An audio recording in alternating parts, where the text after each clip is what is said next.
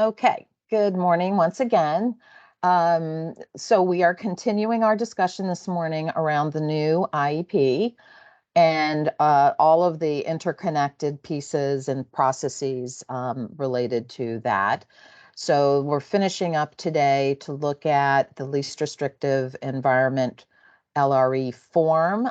So we'll start with that. I'll go back to showing you our case study and some of the information that will go into the IEP around removal from general ed, time with non-disabled peers, how that's going to look, prior written notice. So I will share that with you as well.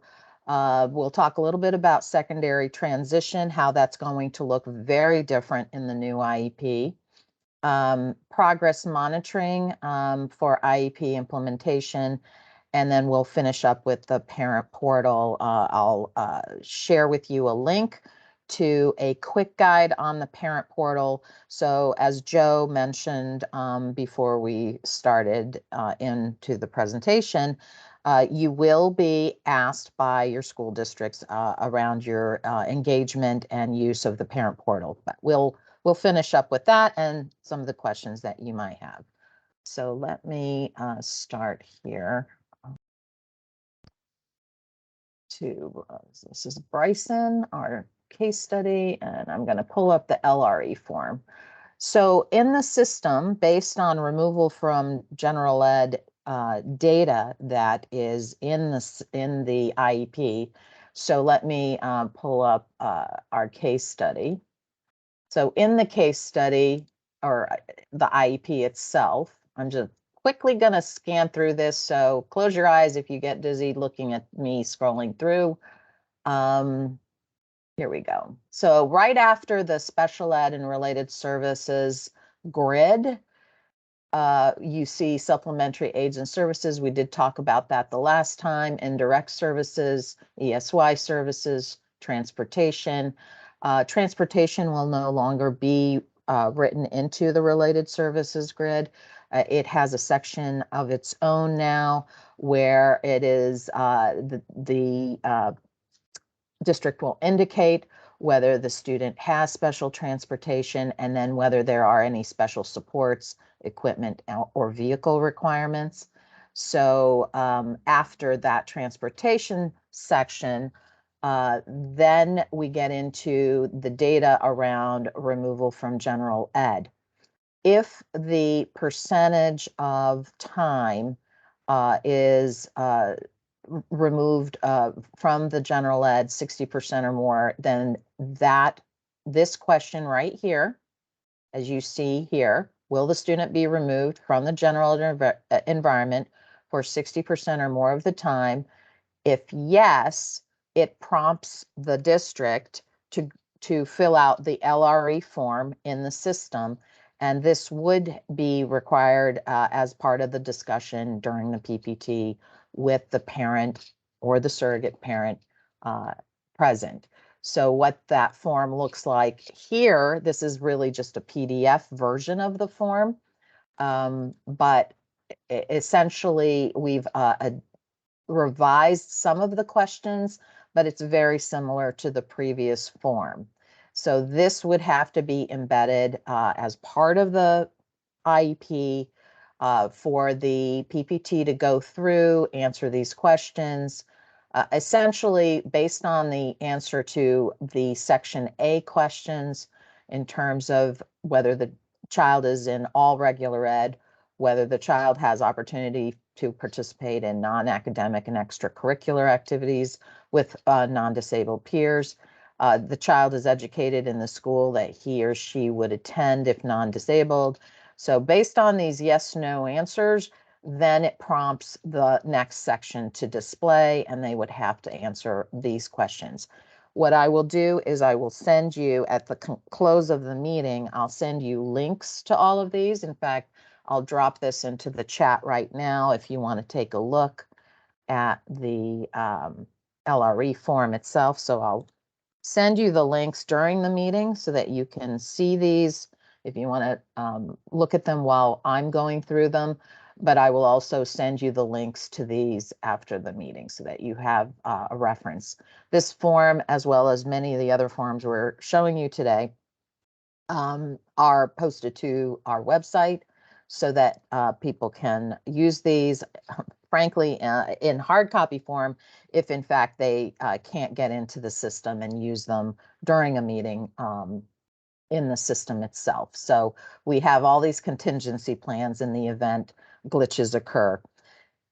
So back to that. So the LRE form is prompted. So let me go back to Bryson for a moment. In his case, he was a change of placement that the PPT recommended. In this PPT, this case manager, this student, this district made that decision that they have an in-district ED program.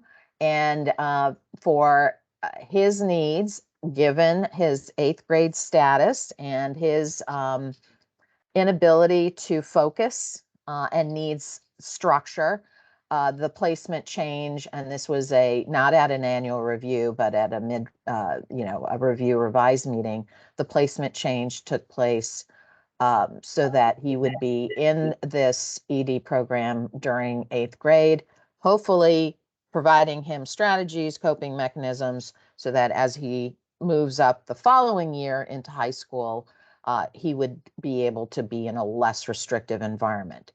So that's this case study. Again, this is just what we're using in our IEP quality training. Let me go back to the slides. Can you all see the slide? Okay, I see heads shaking. So essentially, this is really just background information for you. This is really district driven in terms of the data, the LRE checklist, but you all just need to be aware that this is going to be part of the process. The information from the related services and special ed grids drive the data in that removal or that, as I showed you here, let me go back to that in the case study. So this data here, the district enters in, it's this data down here in terms of hours per week of special ed, hours per week with non-disabled peers, and then the calculation of percentage of time with non-disabled peers comes right out of the grids. It is calculated for the district based on the services that are placed and recorded in these grids. So let me stop there. Yep. Go My ahead. screen, mine's Tom Lally. My screen didn't change. It's still on the LRE. It is? Now it changed. Okay. All right, thank you. Sure. Is everybody else seeing the services grid? Yeah, okay. All right. So any questions on that? I mean, it's really not anything you would get involved in unless, of course, there are errors that you feel the district needs to go back and check, but this is pretty standard information. It's very similar to page 11 with the grid information that was there. The only difference is the system calculates this information now. And then the system will prompt them automatically to complete the LRE form. All right, let me go back to the, okay. So extended school year, let's just talk a little bit about that. I think most of you are very experienced in this area. Interesting that, obviously we had a ESY this summer while all the transition was happening with the system, the data system and the IEP. But it really is not very different than what you're used to. It's just in a little bit of a different format. Okay, so we talked about LRE. You saw the LRE form. Just wanted to go in terms of a placement change. Couple of things just so that we prompt some discussion if you have any questions around that.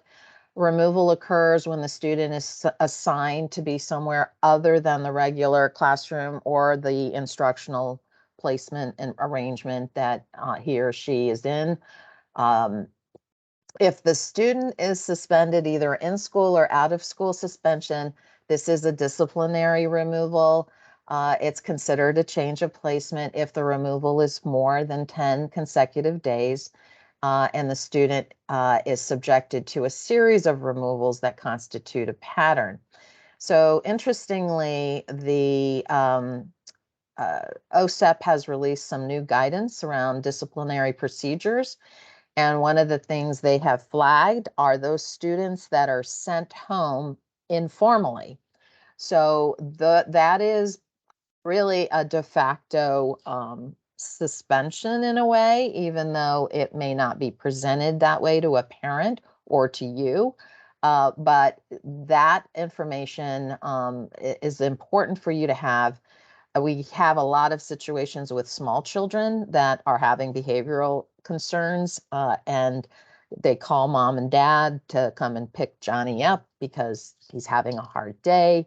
And that goes on for a series of events, but that falls under this category. So that's important for all of you to flag. And I know some of you have had to flag that with the district that that cannot continue. So any questions on this before I move on? Yeah, hi, can you hear me? It's Linda. Can you hear, Yes, what Linda, about, go ahead. Mhm. how about if the district says he's having a hard day, you could either pick him up or we're going to have to suspend him? Is that It's the same thing. exactly? It's the Okay. same Oh, we gave thing. we gave the parent the choice. Okay. No, you didn't. Okay.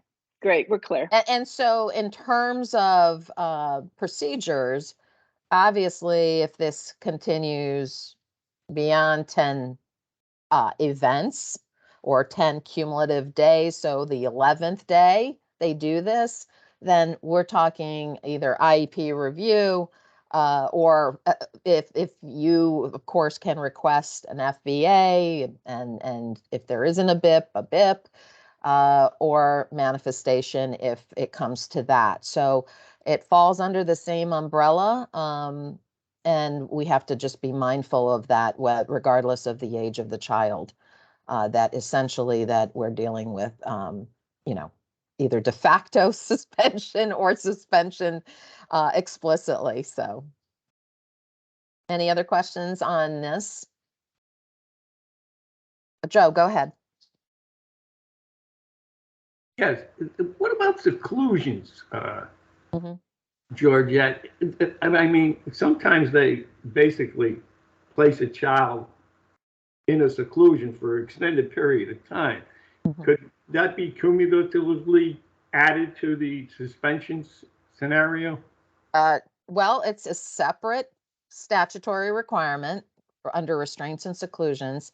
I can walk you through that presentation, or I can actually, at the end of the meeting, also send you the link to our presentation on restraints and seclusions. Just as I loop this back to our data system, all restraints and seclusions, including forcible escorts, now must be reported in CT SEDS, and that's for not only special ed, but general ed students.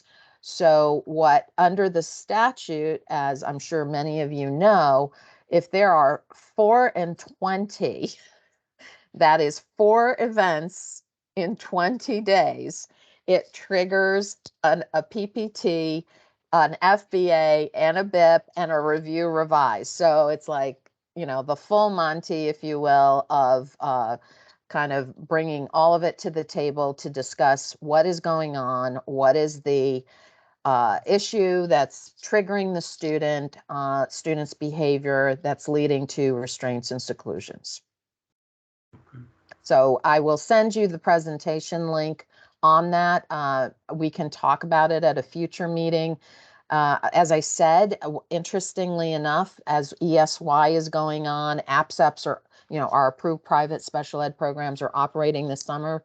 We already have over 500 restraints and seclusions reported in our CT SED system just in the month of July. So these are being tracked very carefully. Our guidelines on this and the reporting of this is that the district needs to be reporting, these incidents separately as they report an incident. Let's say it was a forcible escort, then it changes or transitions into a seclusion. Those are two separate events. They have to be reported as two separate events, and those reports have to be sent to the parent within the required timeline of 48 hours. And those should be coming to you through the CT SEDS system, at least by email. They're not yet going through the parent portal, those finalized incident reports around restraints and seclusions, but at the very least, the district would need to email them to the parent or surrogate parent. Any other questions on restraints and seclusions? Georgia, this is Dory, just a quick question on, so if something is put into the portal by the school, do we get an email saying there's something for us to look at, or do we just have to keep going into the portal? You can do, well, both. So Okay. you can go in on your own because everything that's posted in the portal stays in the portal. So any finalized documents will go into the portal. So we'll talk about that at the end, but the district will also prompt. So I don't know, Dory, if you were in the meeting at the time when Gary mentioned that the district had emailed and sent a code that Yes. you then use Yeah, to yeah. enter the portal. So yeah, that's Okay. how you do it. And I will show you also where there's a quick guide to the portal, and we'll talk a little bit more about that. So any other questions before I move on? Okay, so again, speaking to, Mary Ellen, go ahead before I move on. Mary Ellen, can you unmute?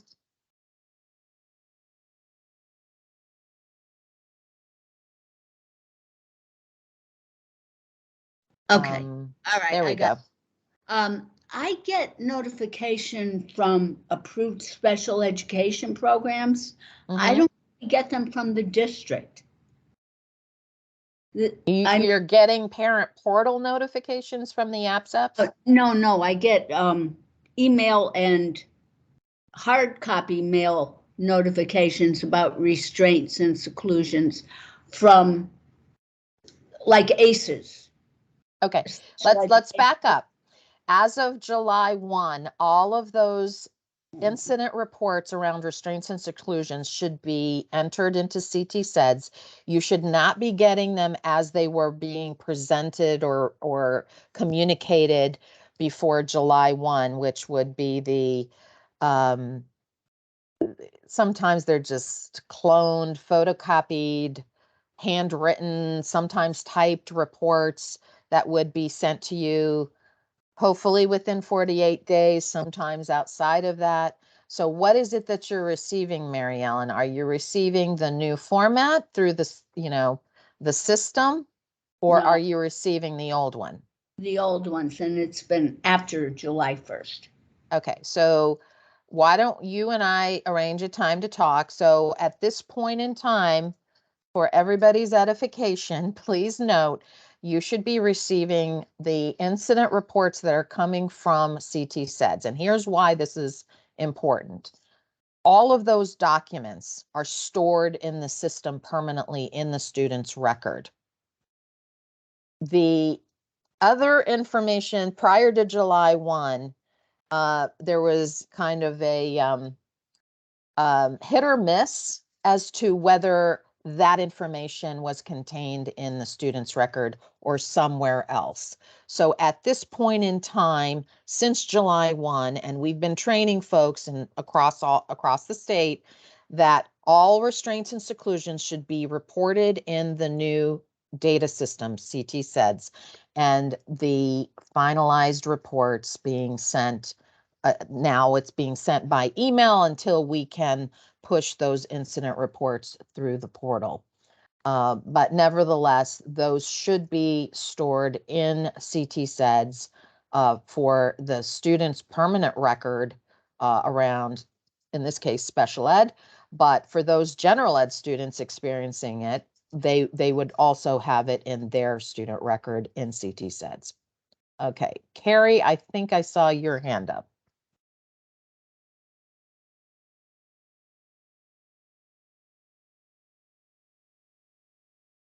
It's Carrie.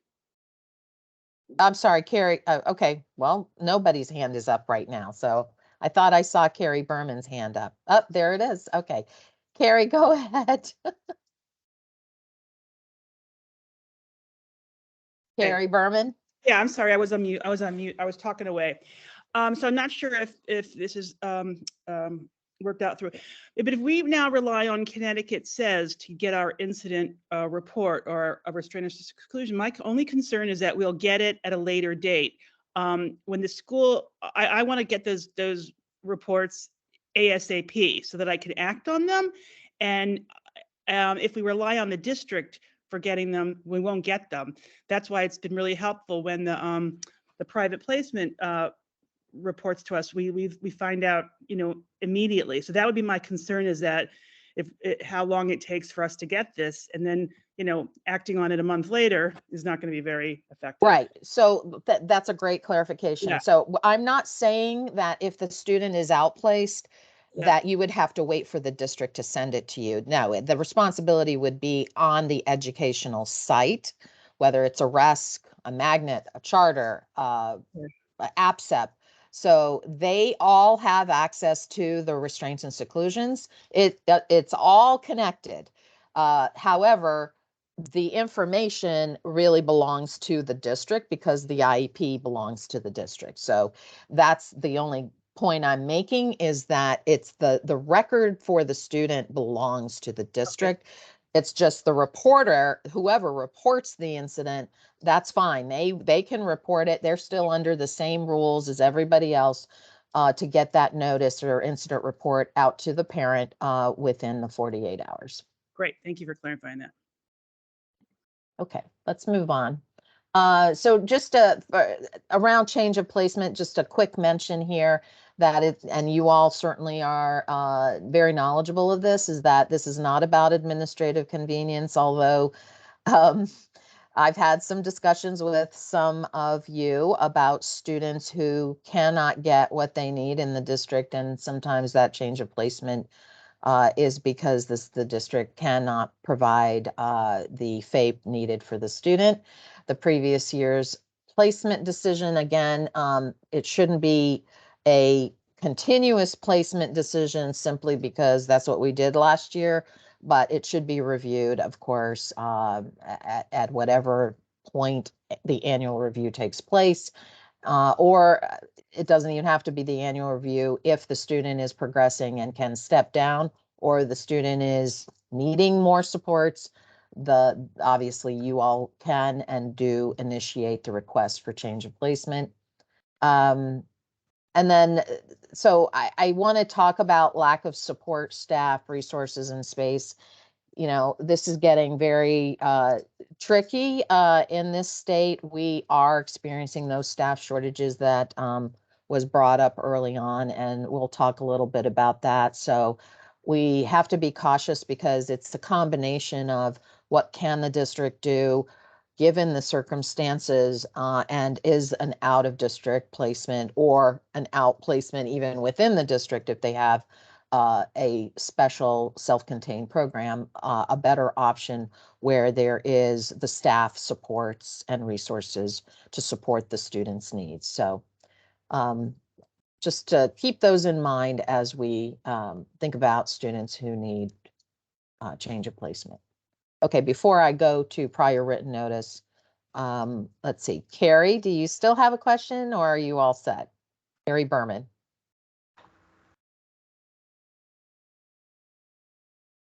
Okay, Joe, go ahead. It's Deborah this time. So I have a student who is medically complex, and she was home last year receiving homebound because she cannot wear a mask. And anyway, she is scheduled to go back to school this year. As of June, the class that she was supposed to be in had been covered by a paraprofessional. I made it clear in June that that wasn't going to fly. So in the event, you know, and I understand, I mean, the districts told me, you know, we're trying to find somebody. But just to, I just want to say that if this child is not going to be in a class taught by a teacher, what, you know, what can I do? I mean, I believe there's a second life skills class in the school that I would recommend, okay, you know, with a teacher. But beyond that, I don't know. I mean, I had said I might have to file a complaint if you don't have a teacher, but, you know, I understand where they're coming from too. So what is your advice? Well, I would, you know, I would say to you, and you're talking about a student being in the school district or in an APSEP? In a school district. I mean, they have the classes in the school. However, one of the two classes had no special ed certified teacher. So the reality is that regardless of whether it's a school district, an APSEP, we're hearing the same level of concern that they are not able to secure fully certified teachers in some cases to teach the students.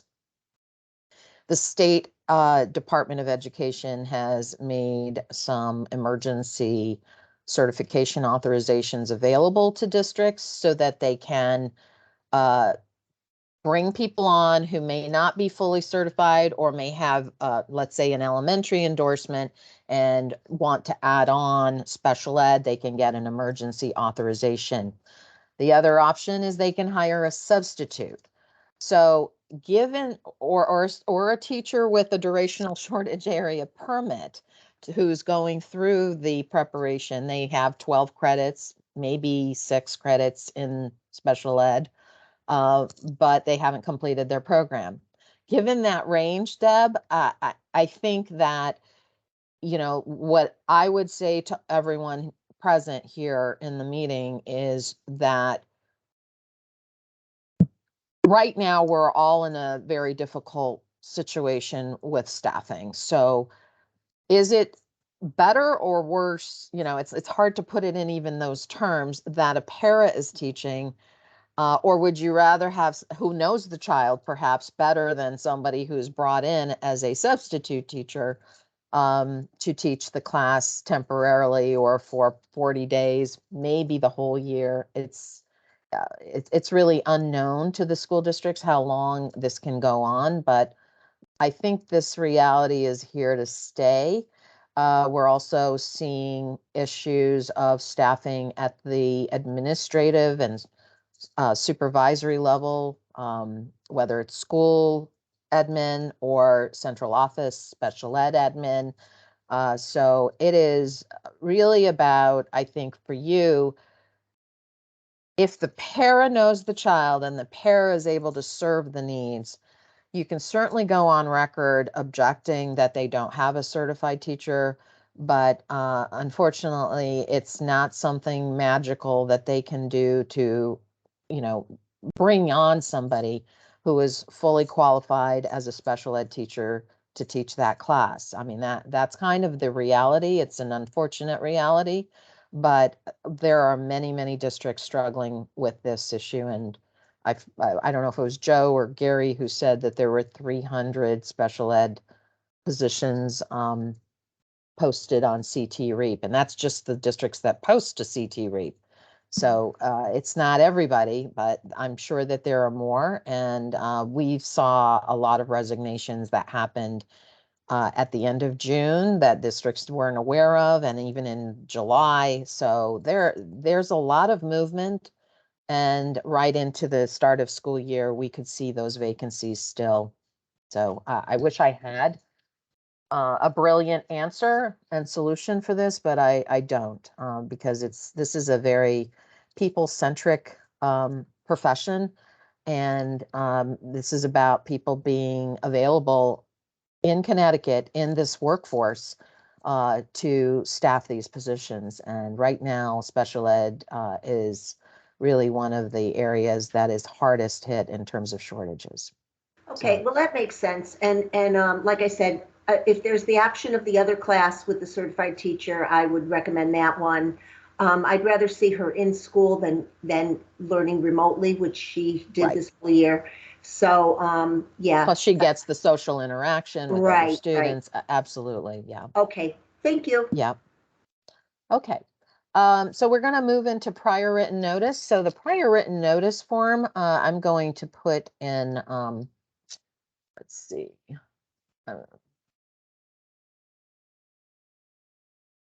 I'm going to copy the link and put it into the chat so that you all can navigate to that if you would like. Otherwise, I'm going to walk you through that. So on our website, you have the prior written notice form. The first thing I will say to you is, so what you used to see on page 3 is gone. And just remember that what you saw was multiple actions, either proposed or refused, indicated on page 3. That is not the case anymore. A prior written notice form would have to be generated for any proposed or refused identification, evaluation, educational placement, or provision of FAPE changes in the program. So whether it's initiating or changing, you cannot combine the actions in this third column here under identification, evaluation, educational placement, or provision of FAPE. So for example, if you have a new referral and eval that goes all the way to eligibility determination and an IEP, the district would have to issue 2 prior written notices to you. The first one for identification and eligibility, and the second one for provision of FAPE. There would also be a consent for services, provision of services that would have to be issued that you would sign off on, not to mention the consent to evaluate. So don't confuse consents with prior written notices. So there would be 2 consents at least, and 2 prior written notices as well. For the end point, you would also get a prior written notice for evaluation. So this is a new format, new process, and that would probably be generated at the meeting.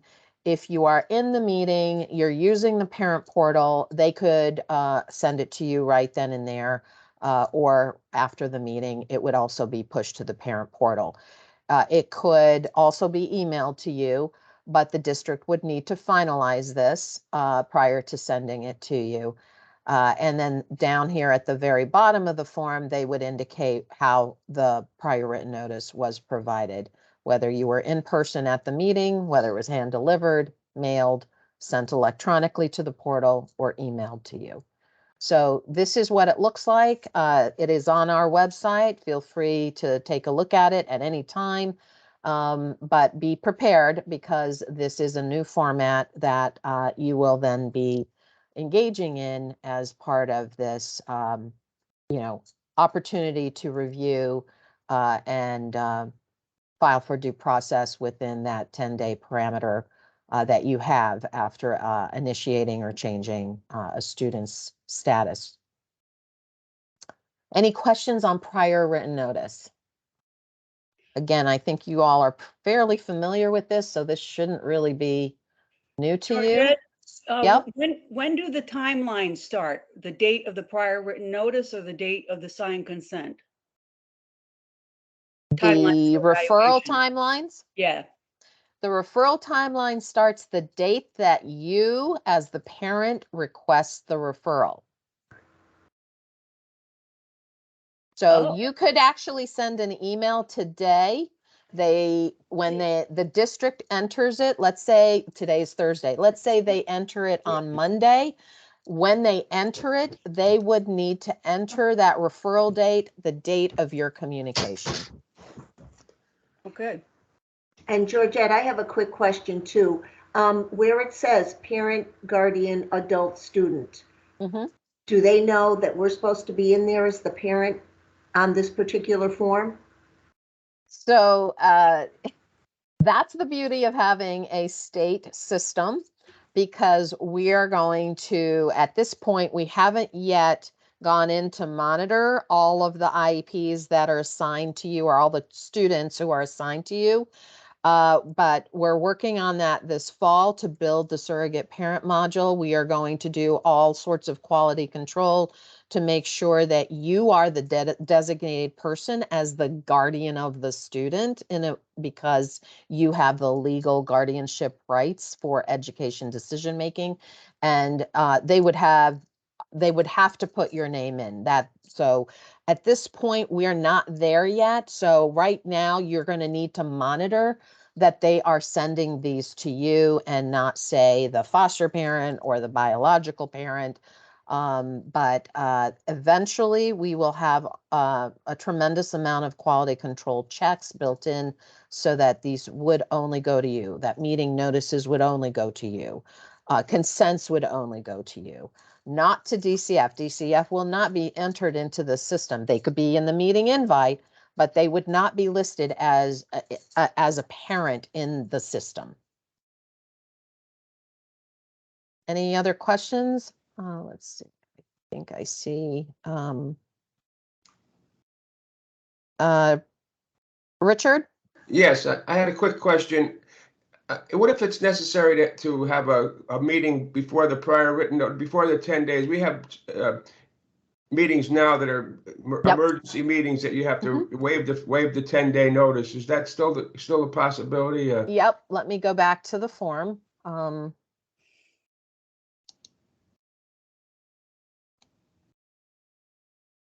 Let's see. So do you see this box here right on the form? Yeah. The parent agrees to waive the 10-day Okay. waiting period. So there is a box that would be checked in this process. It's triggered by the date. So they can actually say that the date that the implementation of the IEP, they would set that date that would, let's say it starts tomorrow, which would override the 10-day waiting period. So Okay. yes, that's built into this process. Thank you. Dory? Yeah, I'm just to clarify one more time. So I assume the old form, which is the where you made your request for a referral, that doesn't exist anymore? Oh, it does. We are advising districts that they may continue to use the referral forms, either with school staff who want to make the referral or parents who want to use the form for referral, but they also should be accepting the emails or other types of communications. Not So every is parent, that not every parent's going to put it in writing. There are those who will not write, but will call. And so the district entry into the CT SEDS reflects the formal official data around the referral, not necessarily the way it comes into the district. So it could still be on the form. I know a number of districts that are continuing to use a referral form, but I don't know that every district will continue to do that. We will probably follow up with many of the districts or all the districts to find out what their procedures are around that piece as they get oriented and situated in the Do process we have of to this. rely on the district to forward that to us? Well, you can, here's what I would say to you. If you're initiating a referral, then you could just put it in an email. If they have a form, they will send it back to you in an email and say, please complete this and get it back to us. But the referral date is the date that you initially request the referral for evaluation. Yep, thank you.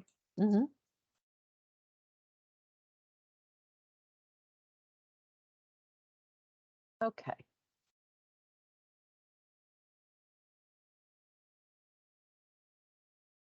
So what I will also do is we're going to be revising our asynchronous recorded module on prior written notice.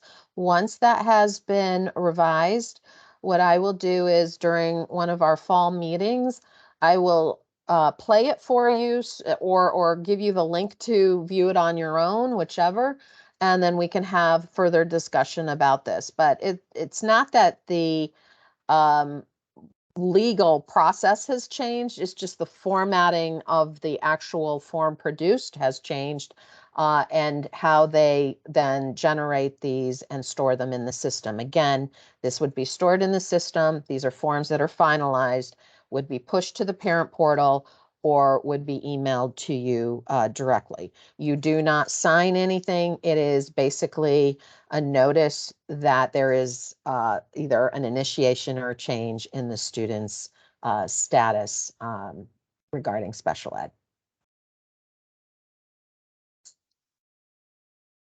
Okay, PPT recommendations. I'm going to go back to our case study.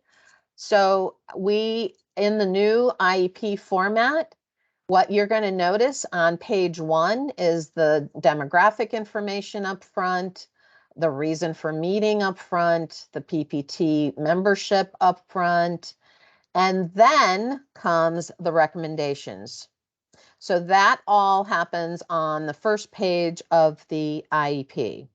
The other thing you're going to notice is there is no page 2.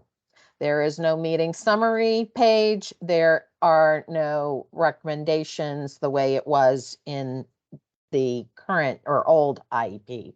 So this is the new format. This is where you're going to see it. It is not going to be narrative, run-on, paragraphs of information. It really is going to be very kind of bullet point recommendations that summarize the PPT decisions. The districts do have an option to create a standalone meeting summary document if they wish. That would be, say, in lieu of what used to be on page 2 in terms of a meeting summary, but that is not required. That is not part of the IEP. And again, that's a district decision. So for those of you who are used to relying on page 2 for your meeting notes, my recommendation to you is you're going to need to take your own meeting notes.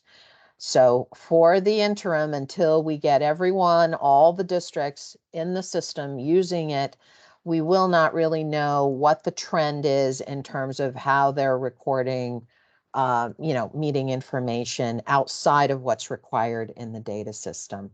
So my caution to you over the next year is take your own meeting notes. Any questions about that? Hi, Georgia, this is Kimberly. Can we ask the district to create a summary document for us? You can ask, they don't have to provide it. Okay, great. Thank you.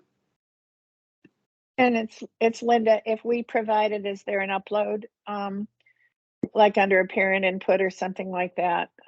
In other words, it would be useful over time if our meeting no, notes. they're not going to do that. I'm going to tell you that right now, Okay. because it's your version, not theirs. And Right. so what I will do as I kind of talk you all through this over the next several months, if that is something, and I do believe that I've already been thinking about what we build into the surrogate parent module, I am going to have you upload these notes into the student's file. So as we move, I know we've been talking about the movement to kind of paperless surrogate parent oversight. You can upload it into the surrogate parent folder for yourself. Well, it's actually not, it doesn't belong to you. It's going to belong to the student. So it will be attached to the student for you and the subsequent surrogate parent. And so you will be uploading anything related to the student that's not the district documents into CT SEDS in the surrogate parent module. So any future activity reports that we require of you, your meeting notes, phone notes, if there's something that you believe, and I know many of you are really good about this, if there's issues with the student case and you're getting emails that you want to memorialize or keep, record in your own files, you can upload those. We're going to make sure that you have the facility to upload important emails that may be evidence related to any due process action. So again, you know, we're going to make those kinds of options available to you so that you can store these things rather than print, hard copy, write things out. Or even if you do, you can scan it and upload it into the system. So that's our plan going forward. We're not there yet, but I have been thinking about how we automate what you all do into CT SEDS for surrogate parents. Does that make sense, Linda? Thank you, yes. Great. Carrie? Hi. Furman? Yeah. We used to have a form that we would complete after each PPT or meeting. And it wasn't very good. It was terrible, but still it was a form. So maybe if a bunch of us could kind of like create something, you know, based on that, but tweak it and make it more efficient. No, please, no. Okay. Well, I really liked having that concrete, you know, form, and if it's virtual, but just it'd be easier than just a lot of notes, and it kind of helps you remember like so it's an option for some of us who find that kind of a form helpful. So well, let's just say, I mean, I don't want to call it a form. Yeah. You will have the opportunity to enter notes in the student's file. I mean, it's as simple as that. You will have the opportunity to upload documents into the student's file. So you can do that in the system, and we were going to make that available to you. So how you use that, that's really, you know, we'll be thinking about, you know, what's going to be required, what's optional. We'll go through all of that with all of you to help build the system. No surprises, right? Mary Ellen, how about you? What I have found very helpful in meetings, especially if there are issues, is recording the meeting. Because then it's not a case of you said it, you didn't say it, it's there. You know, I mean, with notes, the district can always say, no, that wasn't said. I don't, you know, that's a comment, that's all. Well, I mean, that goes down another path. And if this case situation is serious enough that you feel that's important, that may be a need. I just think that also escalates the concern level of the district to the point where, you know, they have their district lawyer in there or whatever. And I'd rather not escalate it unless there is an identified disagreement going on between the surrogate parent and the district. So, but that is something you can ask for, or let them know that you are recording, and that is certainly available to you as a resource. It just changes the tone of the relationship. So, okay. Thanks. Mm-hmm.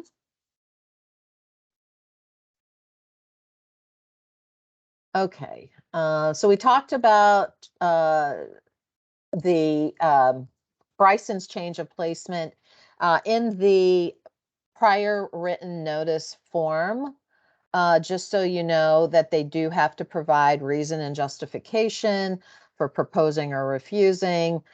This is just an example from Bryson's prior written notice that because of his behavioral interventions not being effective in the general ed environment for maintaining appropriate behaviors, that is their reason and rationale for the change of placement into a self-contained, and that he continues to display frequent severe aggressive behavior and has engaged in physical altercations And so because of the safety aspect, that is their, an example of how a district might document this in the prior written notice. Again, more description around evaluation procedures, assessment records. This goes into the prior written notice. This is probably much more than a district will enter in there, but just keep in mind that they do have to provide a description of the evaluation procedures, assessment records or reports used as the basis for the change of placement, or in this particular case, study the change of placement as a proposed action. And so I'm going to skip this. So now let's transition to secondary transition goals and objectives. In the new IEP, I'm going to pull up Maddie just a second here.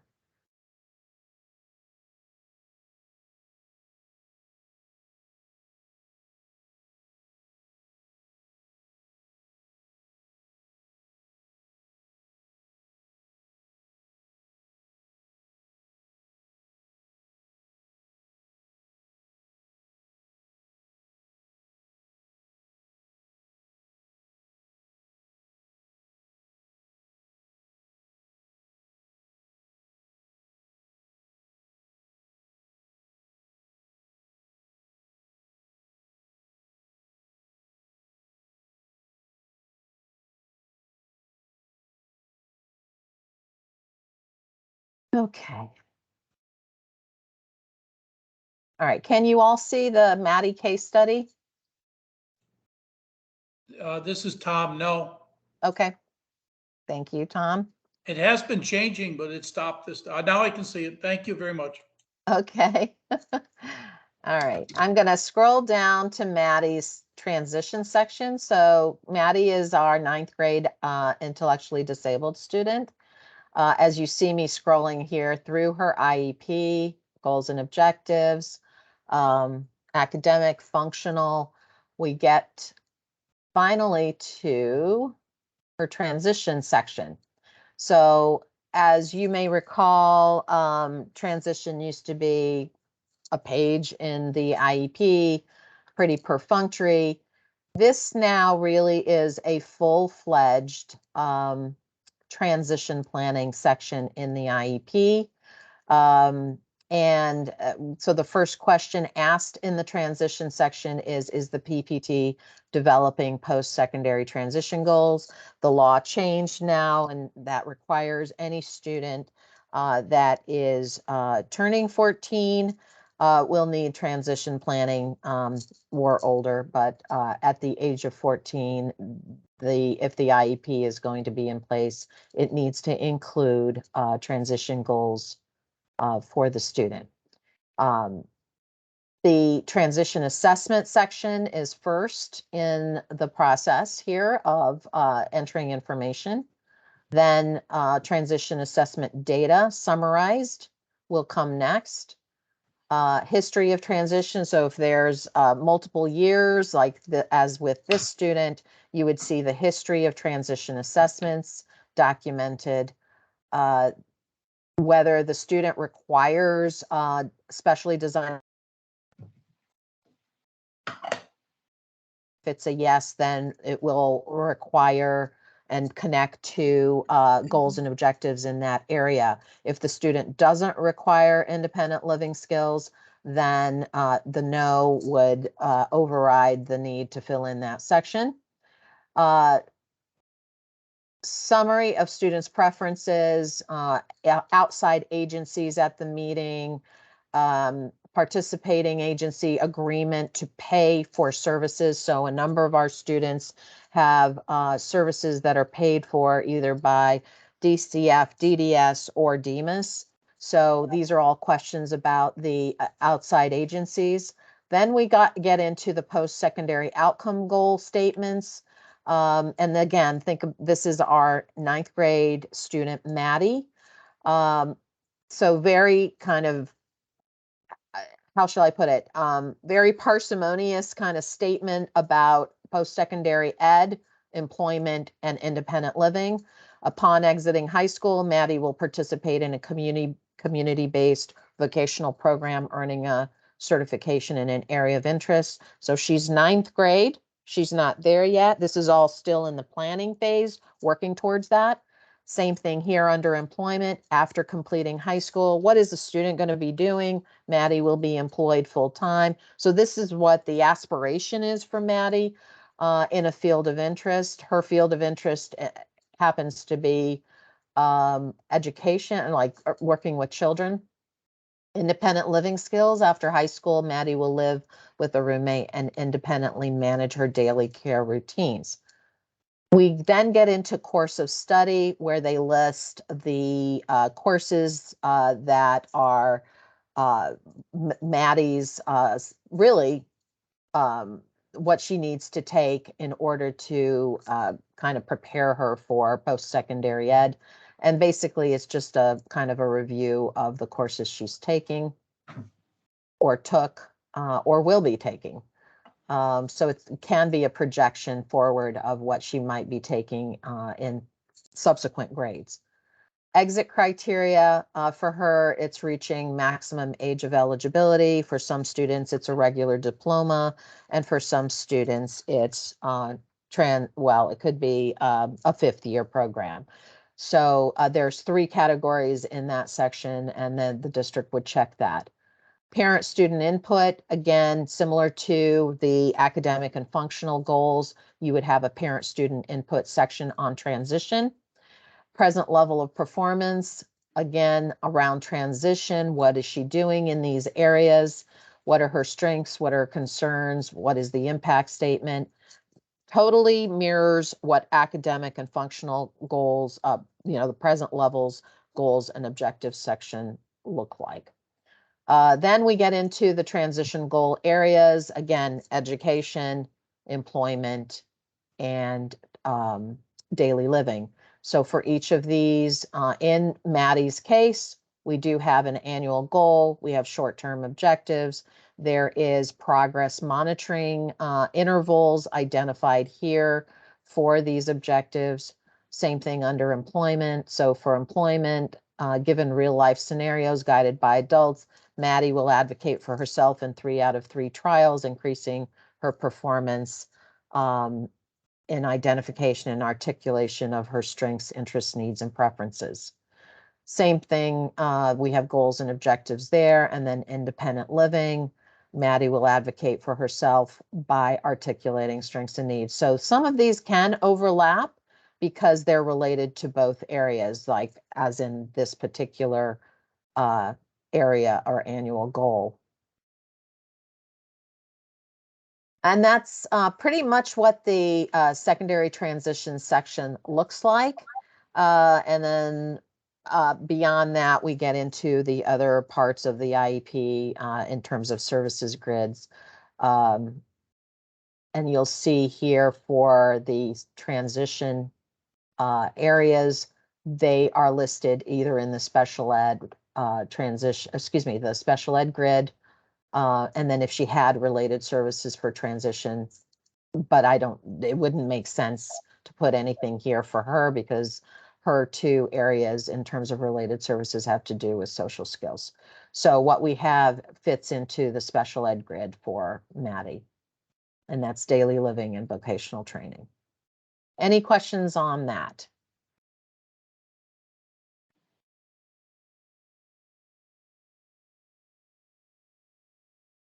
So at any rate, for post-secondary outcome goal statements, these are the very big, broad, overarching outcome statements for the students in terms of where they're going around these 3 major areas of employment and education and daily living.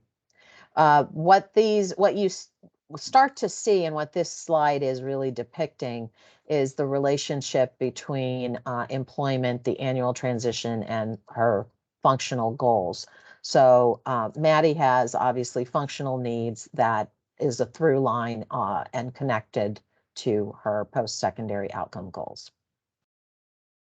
Transition services, as you all know, this should be a coordinated set of activities, should not be haphazard, and may include, as does in her case, instruction-related services, community experiences, maybe not this year for Maddie, but eventually. The development of employment, again, not this year in 9th grade, and then daily living, which they're working on both in academic, functional, and transition goals. And then transition services, again, I highlighted for you what for Maddie are her transition services that are highlighted in the special ed service grid and that relate to goals 4, 5, 6, 7, and 8. So now the goals, the services relate back to the goals. So when they're identifying those services, they have to identify which academic, functional, or transition goals these services relate to.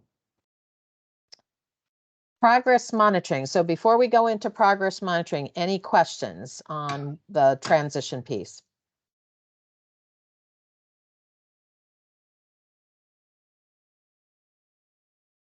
All right, so what I'm going to do is have to skip forward into kind of the meat of this for all of you. We're going to look at, the districts are going to be required, so let's look at a particular example, to enter a by when date around progress monitoring, as well as an interval for progress monitoring. So in terms of the short-term and objectives, the district has to identify the interval and also a by when date. So here's an example of Maddie, our 9th grade intellectually disabled student. And this is just one of her goals that is in writing. And she'll use assistive technology to formulate simple sentences around content, either topic or theme, and measured by a writing sequence prompt with these are the criteria for her progress, moving her from 50% to 90% accuracy.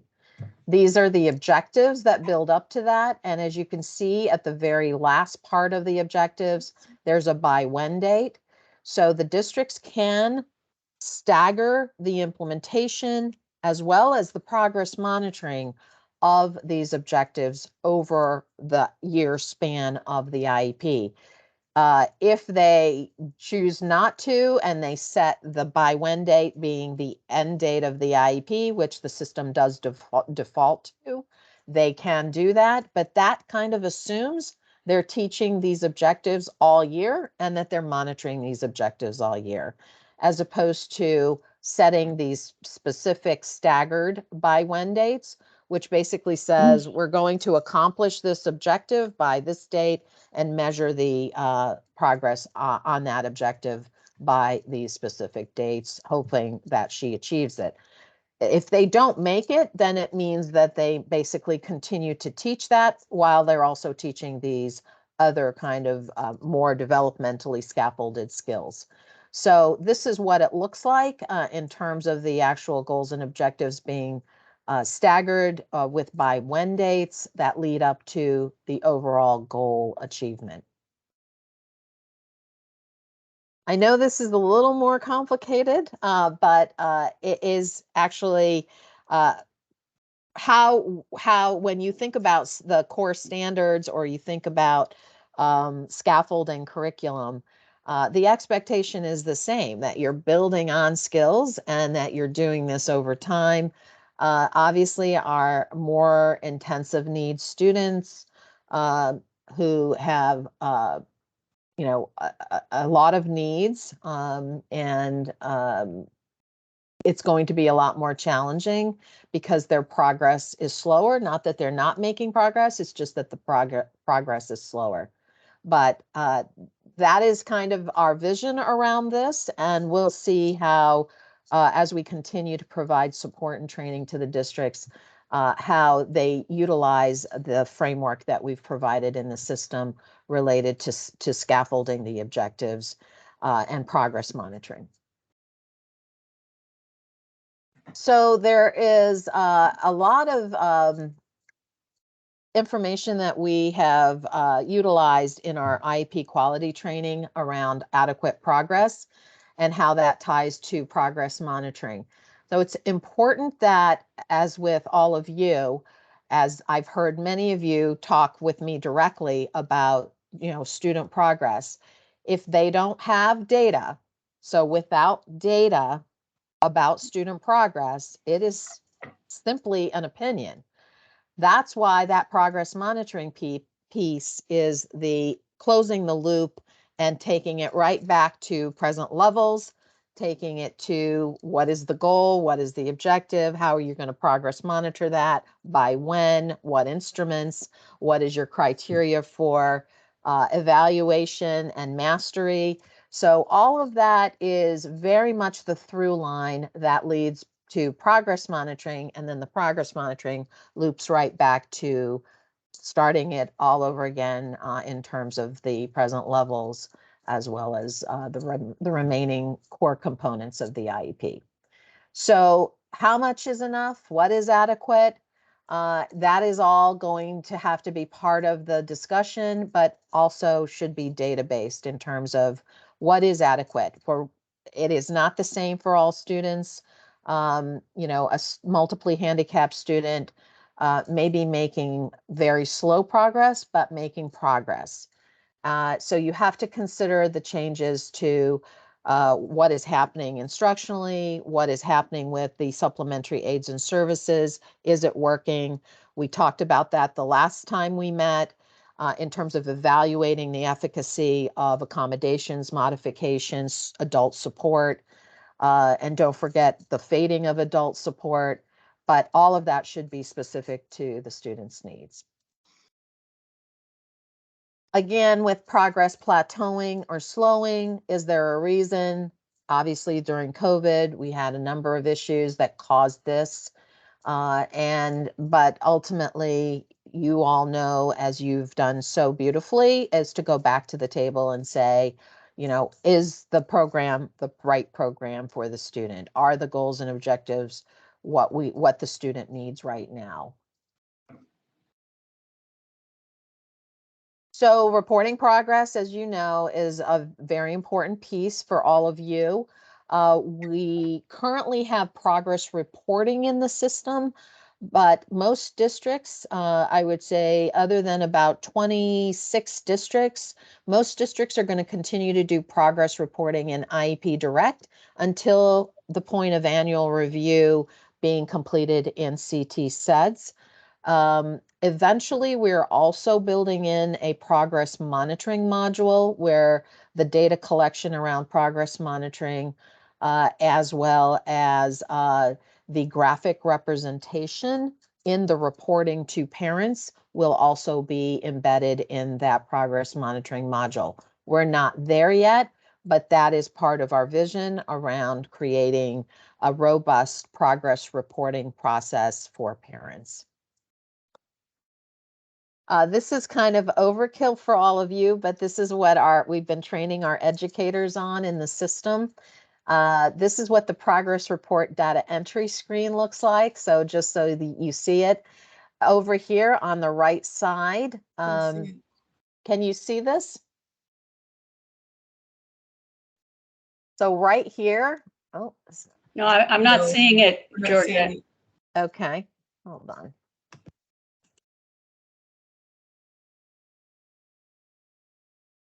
Can you see that now?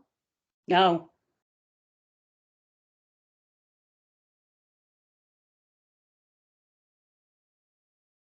All right. How about now?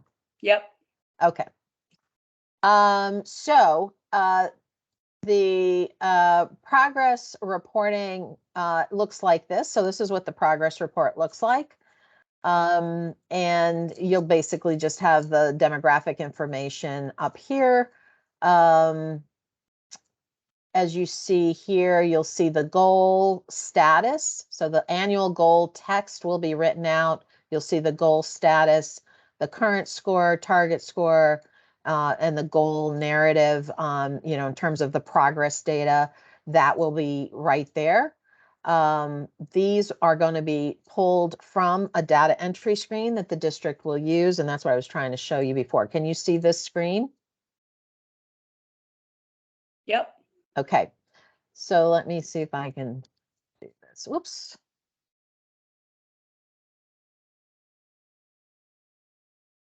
All right here. So I don't know if you can see right here in the top right corner.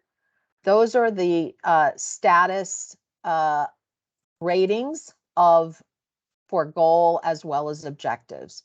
Mastered, not mastered, satisfactory, limited, minimal, no progress to date, or not introduced. They have to enter their current performance data point as well as the mastery data point. And then at the objective level, same status ratings go there. They enter their measurement type and they enter the score type. So this is what the report looks like, the printed report that you will receive as the parent. Again, this will be pushed out in the system.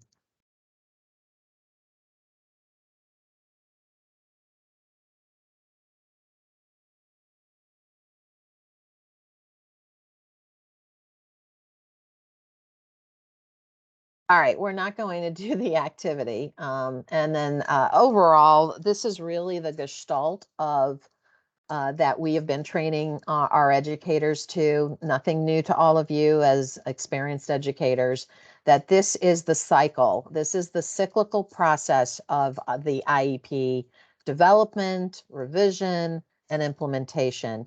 And it continues to be iterative over time. And so starting with present levels, going through all the way to progress monitoring, and then back again.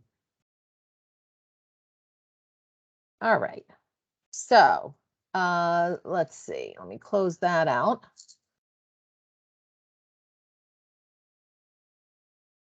I'm just going to show you a couple more things in the IEP.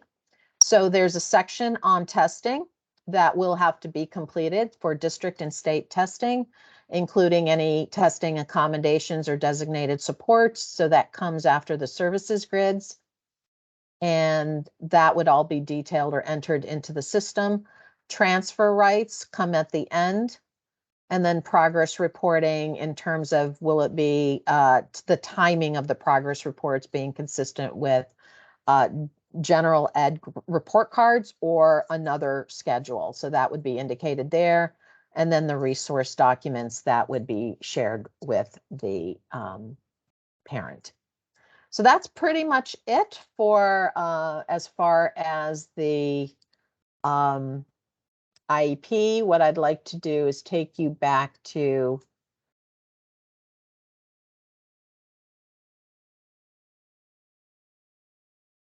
just talk a little bit about the parent portal with you. So you can always get to the new IEP information on our website by just navigating to the department webpage, special ed, and then new IEP. If you go up here into documents and templates, you can look at the documents and templates we've posted up here.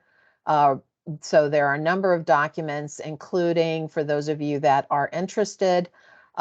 So here is the referral form that districts can use. So this can be filled out. And they can make it available for parents to fill out. That's their choice. Can you all see that? We also have our SLD worksheets here, and then the multidisciplinary evaluation reports are also here. The Section 504 plan is here, and then reporting an incident of restraint and seclusion. I will also send you all the link to the presentation around the statutory requirements for restraints and seclusions so that you have that. For the students who are graduating or aging out, summary of performance, the template is here so that you can see what that looks like and what that information should enter. So you have that. And go to user manuals. Okay, so this is really where you all, so I'm going to copy this link out for you. and put it in the chat.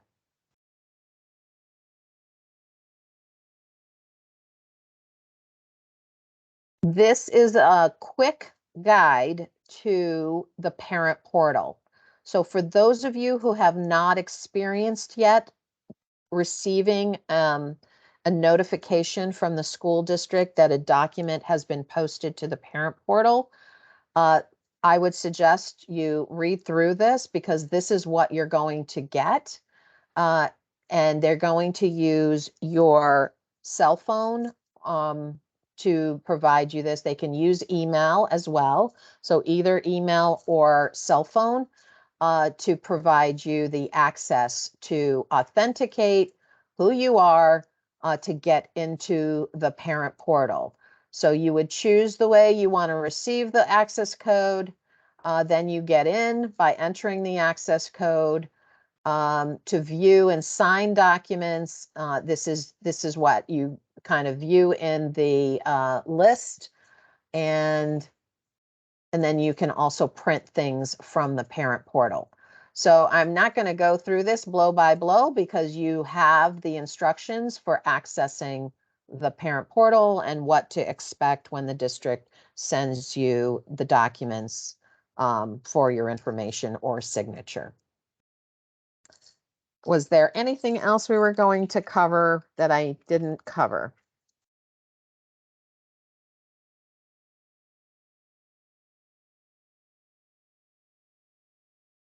Oh, file procedures. So as I started to say earlier when we started, Catherine asked the question about what to do. So for now, continue to keep a file on your students. What I'm hoping is that by sometime next year, 23, 24, we will start navigating away from hard copy to using all the electronic information in CT SEDS. It is going to take us this full school year before all IEPs are really created and working in CT SEDS. So it will be through June that we are migrating IEPs from the old IEP Direct system to the new CT SEDS system. So for this year, continue to print out and keep hard copies. And then as we get into 23, 24, we will talk about how to start transitioning.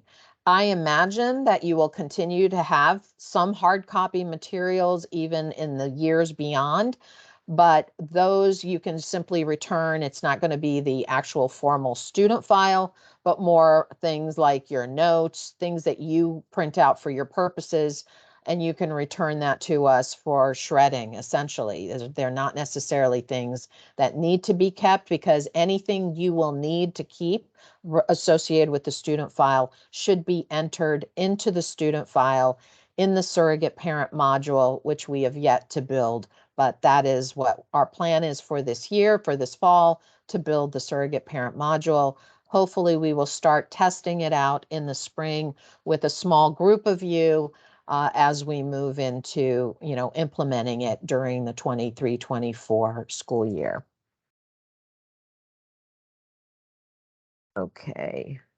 Anything else? We're at 12:30. I think we've covered almost everything that I can think of. Debbie, go ahead. Hi, just two housekeeping things. You mentioned something about the contract, which you were going to. Yes, and then thank also, you so do we much. have a July? Do we have a payment coming in July?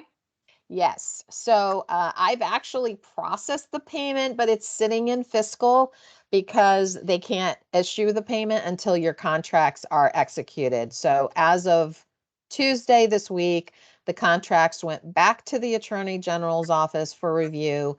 I'm hoping that they will approve them this week and they can begin to send those out to you for signature and execution internally.